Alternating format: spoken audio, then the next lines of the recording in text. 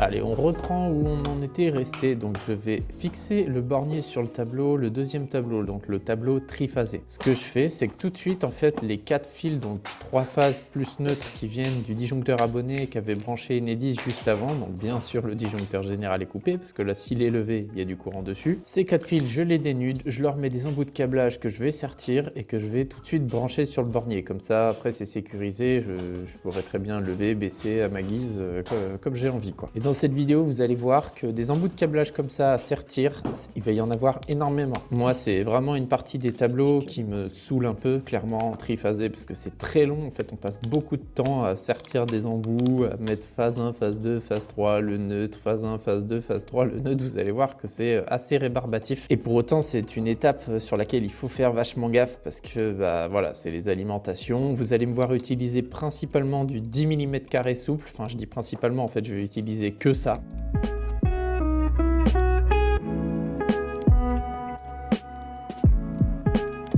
Et l'interdif 63 4x63 type A pour plaque de cuisson, parce que la plaque de cuisson elle est en tri. Moi je vais mettre ça, je vais mettre un ou deux trucs pour aujourd'hui, parce que voilà, j'ai pas du tout le temps de rester pour tout faire, mais encore une fois pour vous ça va durer une seconde.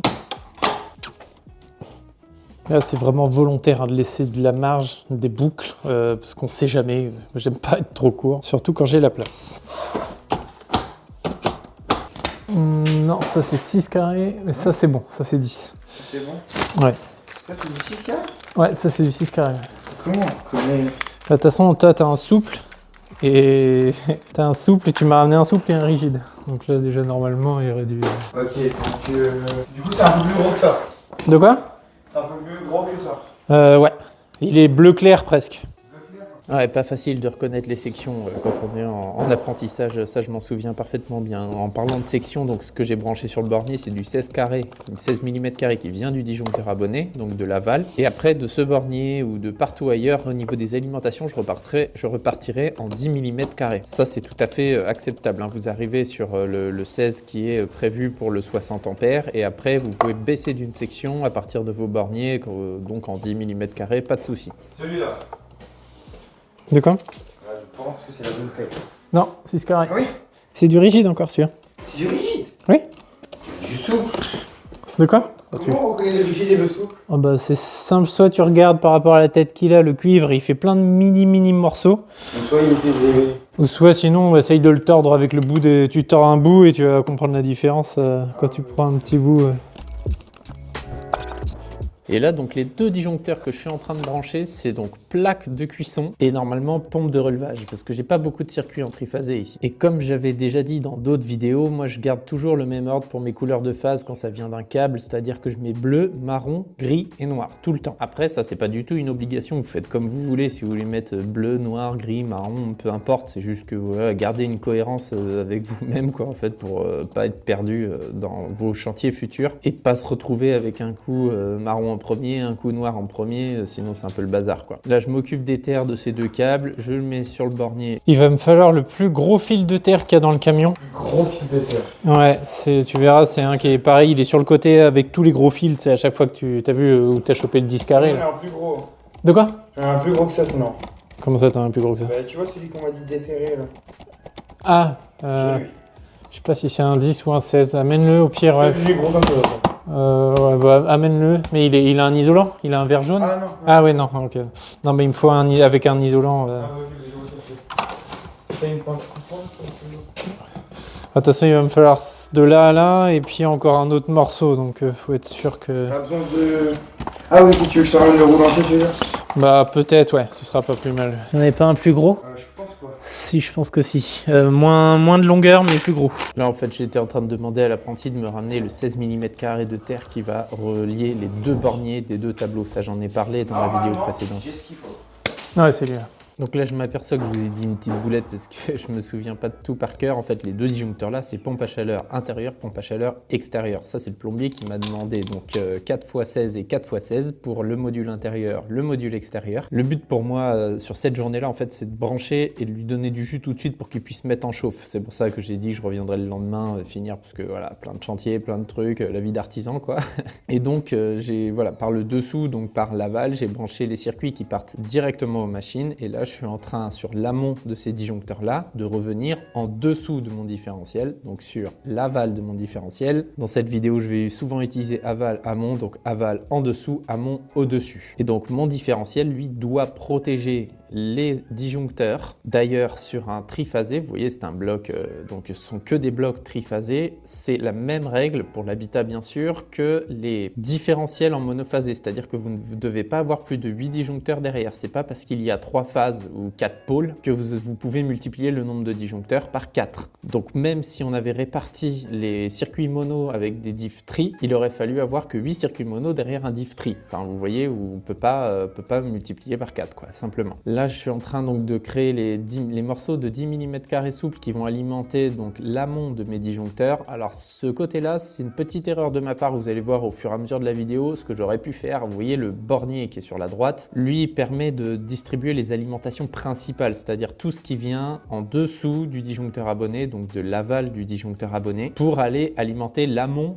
de l'ensemble des différentiels qu'il y a dans le tableau, pas l'amont des disjoncteurs, l'amont des différentiels. Et ce que j'aurais dû faire, je me suis rendu compte un peu au fur et à mesure, parce que des tableaux comme ça, vous doutez bien qu'on n'en fait pas tous les mois non plus, surtout dans l'île de Ré, il n'y a pas beaucoup de tertiaires en plus. J'aurais dû prendre un second bornier pour l'aval du différentiel triphasé, parce que vous allez voir, je suis obligé de faire des repiquages de 10 mm². Alors c'est tout à fait toléré hein, dans les normes, les bornes à cage de ces disjoncteurs là acceptent jusqu'à 25 mm², donc 2 x 10, 20 quoi en gros. Et grâce à vous aussi, j'ai découvert les embouts souples, parce que voilà, je connais pas tout, et j'ai au fur et à mesure des commentaires dans les vidéos, je connaissais pas les embouts doubles. J'en ai acheté et je les avais oubliés, donc je les avais pas avec moi à ce moment-là, donc j'ai fait comme j'ai toujours fait, hein, tu prends deux cosses de 10 mm² avec tes 10 mm², c'est un peu plus compliqué forcément, parce qu'il faut être un peu plus habile pour rentrer 10 mm² dans les bornes comme ça, mais ça se passe très très bien, hein. C'est pas, je suis pas arc-bouté dessus pour les faire rentrer dans les bornes, mais j'avoue qu'avec un second bornier ou mes embouts doubles, j'aurais peut-être,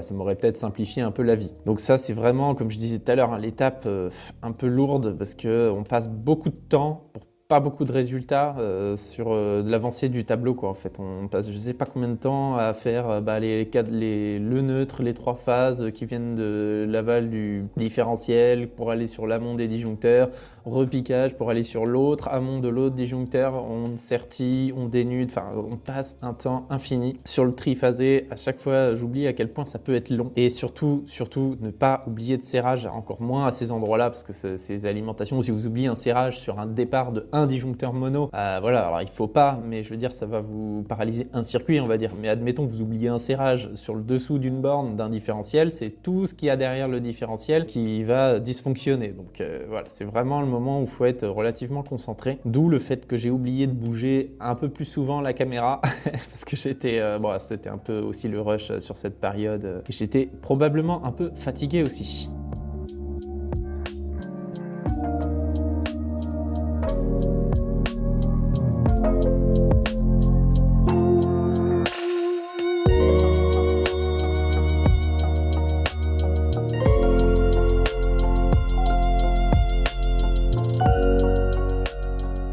Donc voilà, maintenant que tout est prêt au niveau de mes disjoncteurs pompe à chaleur, c'est-à-dire que j'ai fait le câblage du dessus des disjoncteurs, le câblage du dessous, tout est branché, il me manque plus qu'à alimenter justement l'amont de mon différentiel. Donc donner du courant au différentiel pour que le différentiel puisse donner du courant au niveau des disjoncteurs. Donc j'ai préparé mes 4 morceaux de fil, j'ai serti mes cosses à l'avance, tout ça, tout le tralala, et comme ça j'ai plus qu'à les envoyer directement dans le bornier. Pour rappel, le bornier c'est comme si on se branchait directement sous le disjoncteur abonné. C'est pareil, donc voilà, le différentiel lui c'est ça, c'est juste la suite logique quoi, c'est disjoncteur abonné, différentiel et disjoncteur départ vers chaque circuit. Et sur le bornier vous avez donc la rangée du haut, on distingue à peu près 4 rangées de cuivre quoi, enfin 4 rangées de bornes. Il y a la rangée tout en haut, c'est mon neutre, la rangée juste en dessous, phase 1, la rangée encore en dessous, phase 2, et la rangée encore en dessous, phase 3. Donc ça, c'est vraiment des borniers tri, hein. Il existe les mêmes borniers pour du monophasé, etc. Mais voilà, là, c'est du bornier tri, il y en a des plus petits, des plus gros. Là, j'ai pris, je crois que c'était 4 x 11 trous, il me semble, de mémoire. Il y a des trous qui sont un peu plus gros pour des câbles un peu plus gros, genre 25 mm carrés. En général, vous en avez un, vous avez plusieurs tailles de trous. Et pareil, pour les phases, j'essaye de garder toujours le même ordre, c'est-à-dire que la première phase que je branche sur mon différentiel, la toute première, ce sera phase 1, donc je vais aller me mettre sur la rangée phase 1. Dans le domestique, ça change pas grand-chose, mais encore une fois, gardez à l'esprit d'avoir une logique, un sens logique à ce que vous faites, même s'il n'y a pas vraiment besoin. Parce qu'ici, il n'y a pas de moteur, il n'y a pas besoin d'inverser phase 1, phase 3, tout ça pour les sens de rotation de machine et compagnie. Mais c'est bien d'avoir ce genre de mécanisme en place tout le temps. Maintenant, je vais faire la terre parce que là, comme je vous dis, je dois mettre en route la pompe à chaleur. Donc, je ne peux pas mettre en route sans qu'il y ait une terre, on ne sait jamais, même si c'est pour 24 heures, le temps que je revienne. Moi, c'est les choses qui m'angoissent. Donc, je préfère que tout soit carré. Donc, je laisse tomber mon côté disjoncteur pour le moment. Je fixe ma barrette en bas de mon tableau. Donc, vous voyez, ça, c'est pas très compliqué, hein. On met des vis placo, on visse la barrette directement dans le tableau, sur la goulotte, hein. Ça fixe très, très bien, il n'y a pas de souci. Ensuite, une fois qu'elle est bien vissée, je commence à dévisser complètement la mâchoire du bas. Je prends ma câblette que je coupe et hop, une fois que j'ai enlevé complètement la vis de gauche de ma barrette ou vis de droite, peu importe, l'autre vis étant un peu desserrée, je viens remettre la mâchoire par-dessus la câblette et puis il n'y a plus qu'à serrer. Donc ça, c'est vraiment pas compliqué, quoi. T'as le 16 carrés de terre.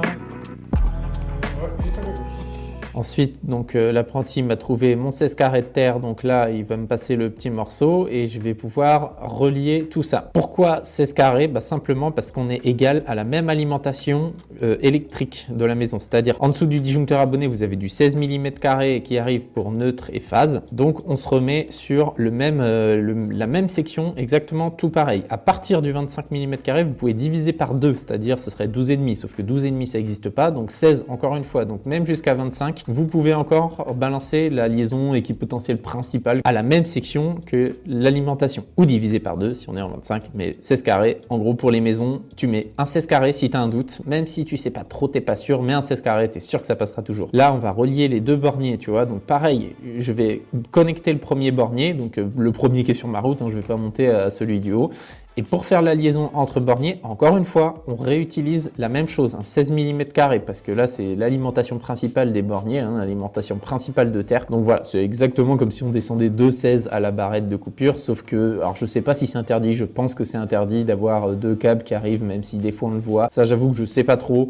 Dans le doute, monter qu'un seul câble, c'est toujours mieux, ça énervera moins le consuel. Alors que dans les borniers, en plus, vous avez des borniers de terre, vous avez des grosses cages prêtes pour le 25 mm carrés.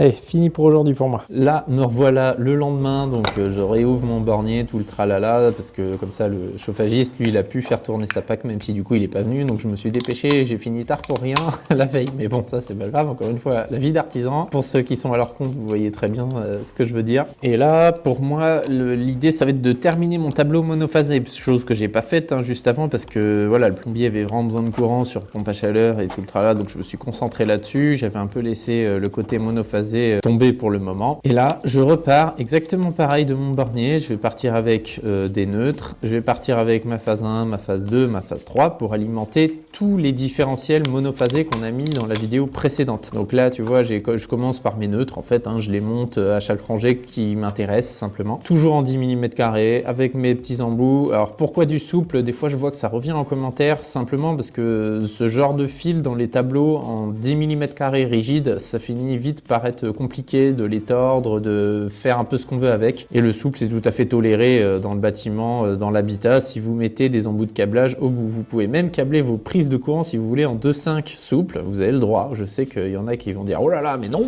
mais si vous mettez des cosses au bout, il n'y a rien qui vous l'interdit. Mais c'est beaucoup plus chiant, donc c'est pour ça que personne ne le fait, clairement, ça sert à rien. Dans le tableau, ça a une grande utilité, mais pour les prises, zéro, quoi. Surtout que passer du souple dans des gaines, je vous raconte pas l'enfer. Donc là, je viens connecter mon neutre sur mon premier différentiel phase 1, je le serre à peine, vous allez voir pourquoi. Là, je le viens juste à fleur pour qu'il tienne, pour pas qu'il se barre, simplement. Là, celui de phase 2, donc pareil, je le branche aussi, sans trop serrer. Là, les deux phase 3, je viens pareil, mettre mes cosses, rentrer dans mes différentiels.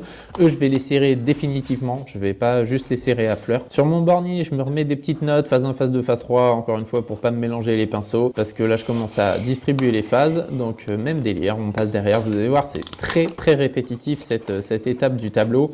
Et comme je vous dis, ça avance pas énormément visuellement comparé à l'étape où on a branché les disjoncteurs, où là, c'est assez impressionnant, ça va très vite. Même le client, l'apprenti, tout le monde est là, waouh, ça va super vite. Alors que là, j'y passe des heures pour mettre juste des petits bouts de fil souple en plus, à droite, à gauche. Voilà, c'est vraiment, comme je vous dis, c'est pas l'étape que je préfère le plus, moi, dans le tableau, surtout dans les tableaux tri, quoi, parce qu'en mono, ça va très vite. On a une ou deux liaisons et puis basta. Mais en tri, il y en a un peu dans tous les sens. Surtout que le système de clips existe en Belgique, hein, le système avec les barrettes clips, comme on fait pour les circuits monophasés, mais je crois qu'il n'est pas encore là en France. Enfin voilà, bientôt on aura les barrettes XE exactement comme les disjoncteurs mono, ça va être chouette. Maintenant je recoupe mes fils, voilà, je prépare encore une fois, je dénude, je vais mettre mes embouts de câblage, je commence par mes phases 3, alors me demandez pas pourquoi je commence par phase 3 et pas phase 1 là, vraiment je pense que c'est parce que j'ai pris le premier qui me tombait sous les yeux, il n'y a pas vraiment d'autres explications. Et puis c'est parti, hein, on tord tout ça, on essaye de faire au plus propre parce que les fils souples ça prend plus ou moins la forme que ça veut, hein. On peut les tordre, tout ça, mais c'est pas tout à fait comme le rigide où dès qu'on les a pliés comme on a voulu, le rigide après il bouge plus du tout quoi. Et pour ceux qui se posent la question aussi, je pense vraiment que je vais m'acheter un tournevis dynamométrique, ça me tente vraiment bien parce que moi je fais au feeling comme on apprend depuis longtemps en électricité, mais c'est vrai que bon, un dynamo ça peut être pas mal aussi pour serrer tout pile poil ce qu'il faut.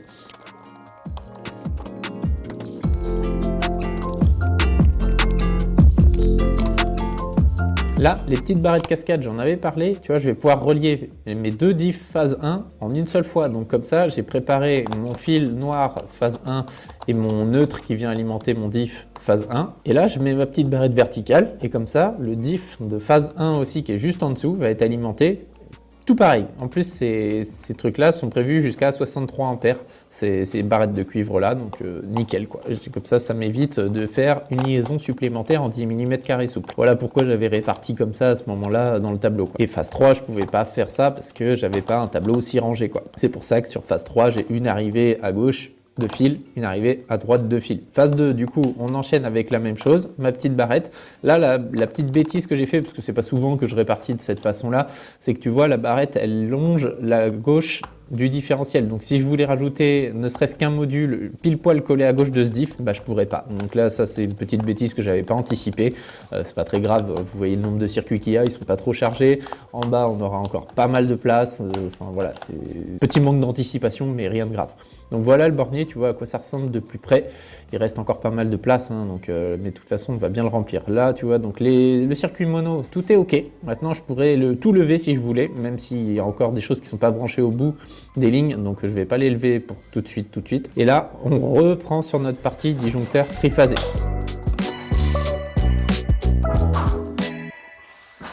Et là, donc il n'y a plus qu'à clipser tout ça. Et là, réflexe de Jedi, tu vas voir.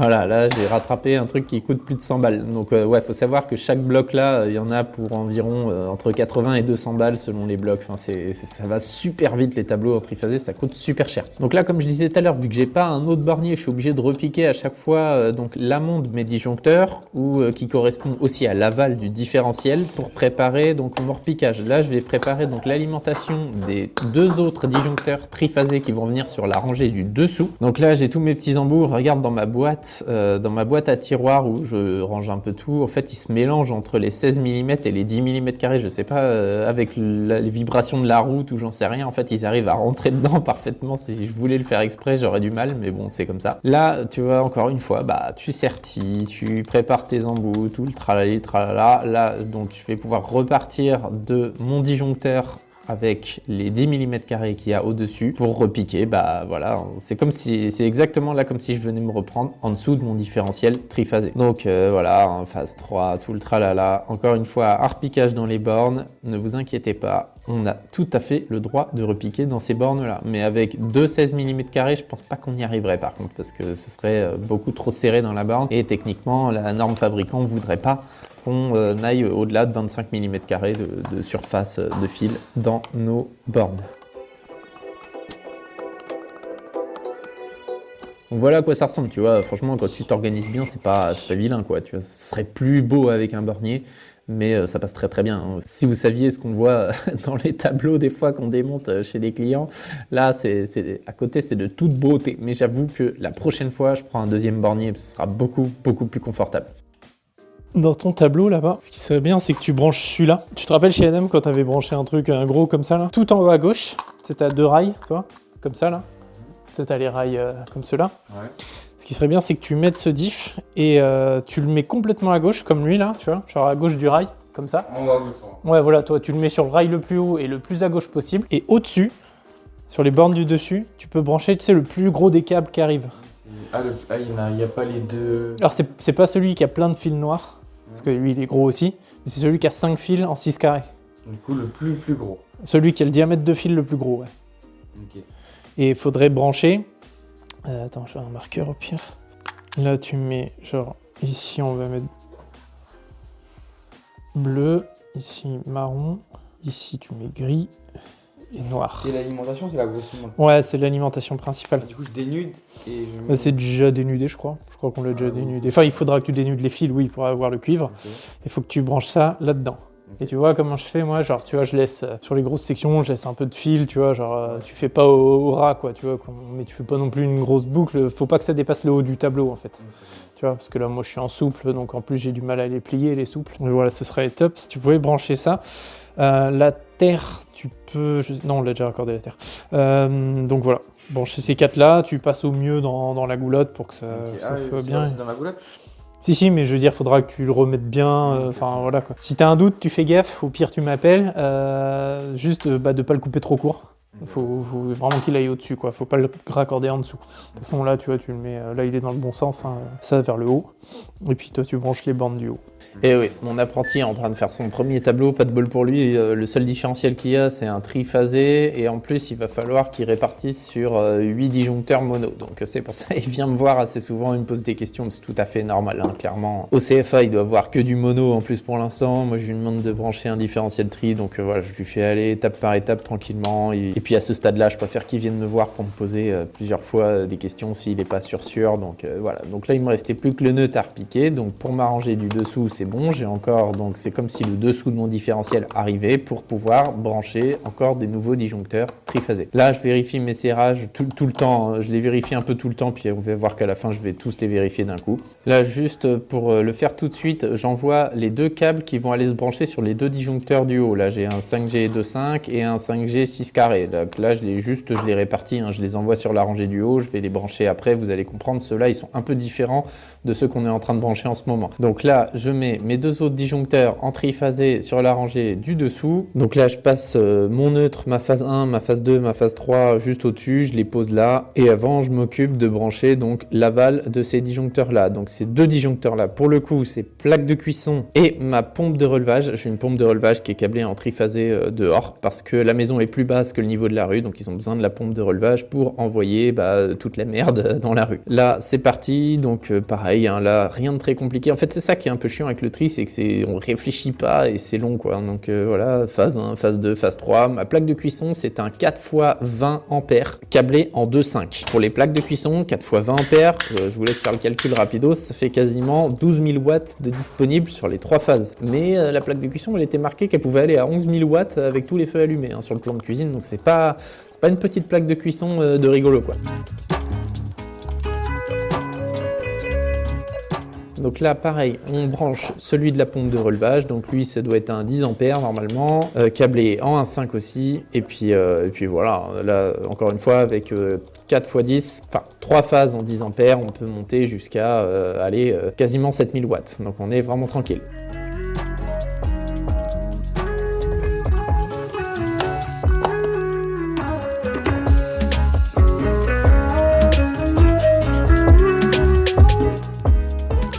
Là, j'essaye une autre pince à dénuder automatique. Alors vraiment, celle-là, je suis pas convaincu. Enfin, j'ai réessayé dans mon dépôt avant de vous faire la vidéo de toutes les pinces à dénuder automatiques que j'ai achetées. J'ai trouvé une autre utilité à celle-là, mais pour cette journée-là, j'étais pas vraiment convaincu.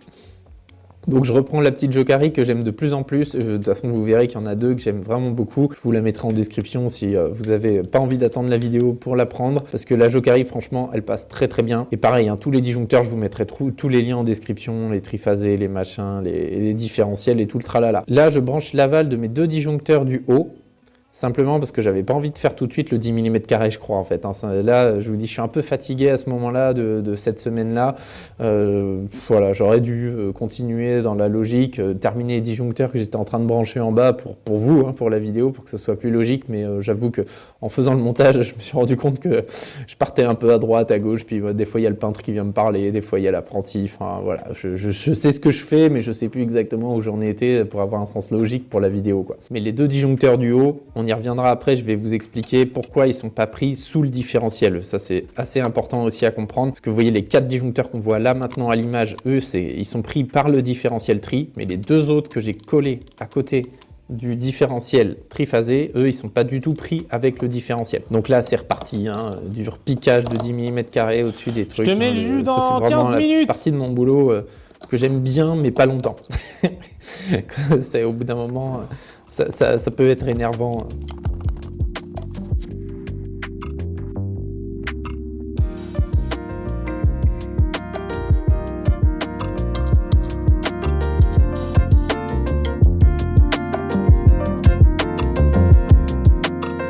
Là voilà, une fois que j'ai serré, je remets un petit coup de tournevis pour bien vérifier, comme je disais tout à l'heure, très important. Là, je revérifie tous les serrages que j'ai fait sur chaque borne. Sur chaque borne, je viens revérifier. Parce que pour la petite histoire, ça m'est arrivé une fois d'oublier un neutre sur un différentiel principal d'un tableau.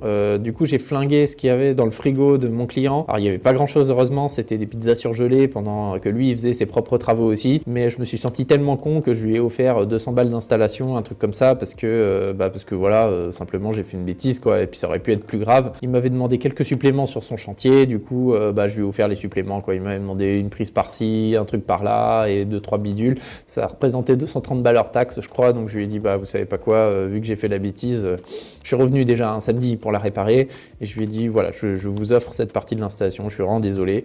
Donc un oubli de borne, ça peut être quelques pizzas surgelées qui vont être pourries, mais ça peut être une maison qui prend feu aussi, donc vous voyez, là j'ai eu de la chance ce jour-là.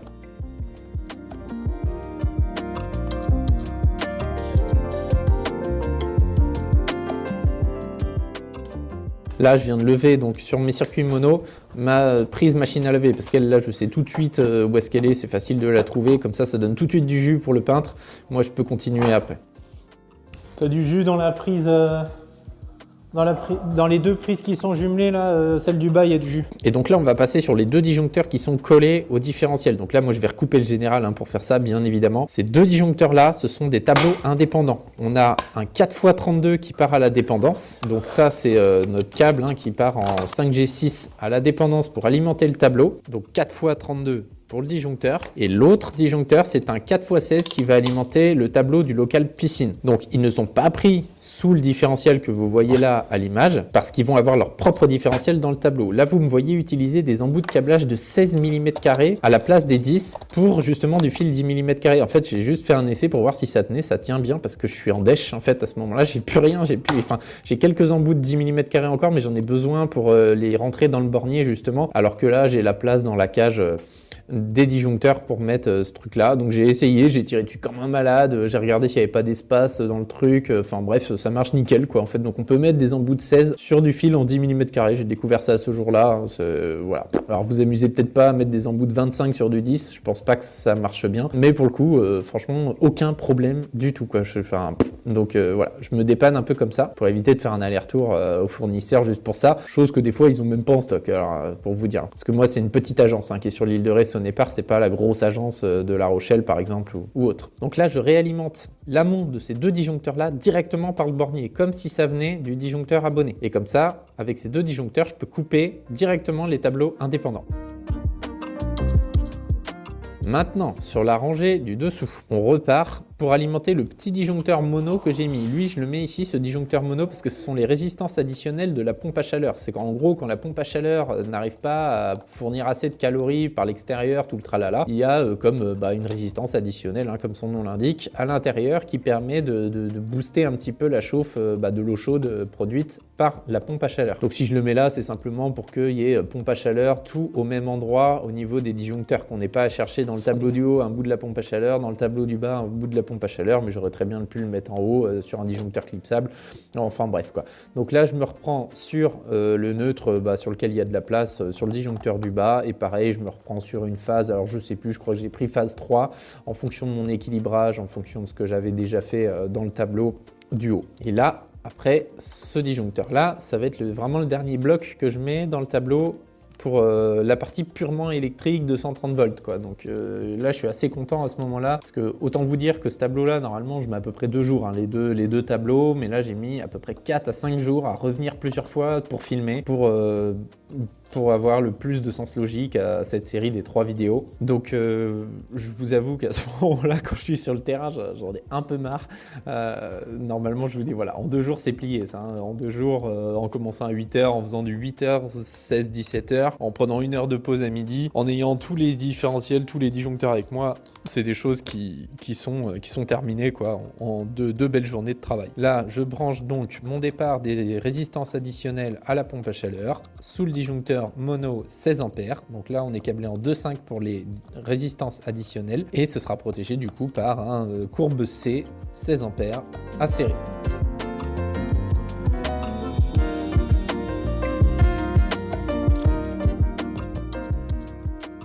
Et juste à côté, sur l'espace vide qu'il y a sur mes rails, on en avait parlé dans la vidéo d'avant, j'ai mes 2 circuits, prise voiture 1, prise voiture 2. Pour l'instant, comme j'avais dit, il n'était pas question de mettre tout de suite les blocs disjoncteurs différentiels ou quoi que ce soit. Tout est prêt, mais moi je laisse ça ici. Je sais que j'ai largement la place, je remets mon rail. Il n'y a plus qu'à remettre les capots de tableau là pour l'instant. Donc vous voyez la partie tri, il n'y avait rien de très technique, mis à part peut-être les 2 disjoncteurs des tableaux indépendants où là il faut faire gaffe de ne pas les prendre sur le même différentiel. Et là après, donc je vais lever qu'une petite partie des disjoncteurs pour le moment parce qu'il y a beaucoup de choses qui ne sont pas tout à fait bien branchées encore à droite à gauche. Il y a des fils qui dépassent parce qu'il n'y a pas les têtes de lead posées, parce qu'il n'y a pas la cuisine qui est terminée, des trucs comme ça. Donc moi je suis super parano avec ça, j'ai trop peur que les autres artisans se blessent avec le courant ou décèdent tout simplement. Donc je fais super gaffe, je monte que des trucs où je suis sûr qu'au bout c'est terminé, c'est branché, il n'y a pas de souci. Et pareil pour les clients quoi, les clients ils viennent visiter avec leurs enfants, tout ça, donc imaginez là on prend un procès pour un rien, moi je fais super attention. Il y en a qui s'en foutent, moi j'entends plein d'histoires sur les chantiers où les électriciens n'ont rien à foutre, ils lèvent tout et puis tout le monde prend des coups de jus, ça fait marrer tout le monde, mais moi c'est vraiment pas un truc qui me fait rire, surtout en étant à mon compte, c'est vraiment pas des choses qu'il faut prendre à la légère quoi. Ensuite je vais lever chaque différentiel pour les tester, En fait je lève, j'appuie sur le bouton test et je fais ça sur l'ensemble de mes 7 différentiels parce que donc 6 différentiels mono, un différentiel tri. Je lève, j'appuie sur test, je relève, j'appuie sur test, je relève, ainsi de suite. Comme ça, je suis sûr déjà que le bouton test fonctionne bien, ça veut dire aussi qu'il y a du courant qui arrive dans votre différentiel, phase et neutre, quand vous faites cette petite manip-là. Donc comme ça, pas de surprise à ce niveau-là. Après, quand je discute un peu avec l'apprenti, je lui explique pourquoi je lève pas tous les circuits, comme je vous disais juste avant, toutes les choses qu'il faut faire attention, surtout quand on est un peu dans le speed, que le chantier n'est pas complètement terminé, qu'on a mis le courant, que ça donne envie à tout le monde d'utiliser les prises, la lumière, etc. parce qu'ils en ont marre de tirer les rallonges, mais c'est justement à ce moment-là qu'il faut faire gaffe que tout le monde ne touche pas à votre tableau électrique. Tant qu'il n'est pas fini, vendu, facturé, il vous appartient, c'est encore votre pleine propriété et c'est aussi toujours votre pleine responsabilité. Donc vraiment, ça, faites gaffe à ce que quelqu'un vienne pas s'amuser avec les disjoncteurs du genre « Ah, je vois pas, je vois rien, je vais tout lever ». Si vous n'avez pas tout levé, ce qui a une bonne raison, c'est qu'il y a peut-être des fils qui sont pas encore branchés au bout, même s'il y a des wagos pour protéger, des trucs comme ça, faut vraiment faire gaffe. Et là, je continue à regarder un peu dans tous mes circuits, donc en fait, je vais tout lever, lave-vaisselle, four, tous les trucs ligne directe où je suis vraiment sûr que qu'il n'y a pas de repiquage, qui sont en attente ailleurs, qui sont pas branchés. On a quelques prises extérieures aussi qui sont pas encore posées, d'autres où il faut qu'on fasse des joints d'étanchéité parce que les enduiseurs nous ont pas fait des super beaux trous pour pouvoir mettre les prises encastrées étanches. Donc du coup, bah, l'eau passe dans les trous ronds qui font plus 67 mais qui doivent faire 70, 72. Donc merci les enduiseurs, comme d'hab. Ah, bon, après ils sont pas tous comme ça, hein, mais bon, c'est voilà. Le trou laisse passer l'eau, donc c'est un peu embêtant. Là, je vais mettre un carton aussi par-dessus le tableau pour dissuader les gens justement de venir jouer avec les disjoncteurs. Alors, c'est pas un cadenas, mais tu vois, je vais pas m'amuser à mettre des cadenas sur chaque disjoncteur qu'il faut pas lever, sinon le tableau, il va faire 10 kilos de plus, quoi. Mais avec ce petit carton-là, plus un bout de scotch ou deux, voilà, ça va. Normalement, j'aurais mis assez de courant dans assez de prises pour que tout le monde puisse se brancher à droite à gauche sur le chantier sans pour autant avoir l'envie de venir tout lever. J'insiste beaucoup là-dessus parce que ça s'est déjà vu beaucoup, hein, des mecs qui lèvent des fils, ça se trouve ça vous fait disjoncter un truc parce que vous l'avez pas branché à l'autre bout, du coup ça prive tout le monde de courant, on vous rappelle quand vous n'êtes pas sur place parce qu'il n'y a plus de courant alors que c'est juste quelqu'un qui a levé un truc alors qu'il avait rien à faire dans votre tableau. Enfin voilà, des trucs comme ça, j'en passe, j'en ai vécu pas mal et je pense que ceux qui sont à leur compte, qui regardent ces vidéos-là, qui ont de l'expérience en électricité ou même qui ont pas forcément qui sont à leur compte mais qui ont beaucoup de chantiers derrière eux, vous savez très très bien de quoi je parle. Donc voilà, je ferai au mieux pour essayer de vous filmer encore des choses dans cette maison et de toute façon le VDI est déjà filmé, donc ça vous le verrez c'est sûr. En attendant, soyez malins, soyez disjonctés, salut!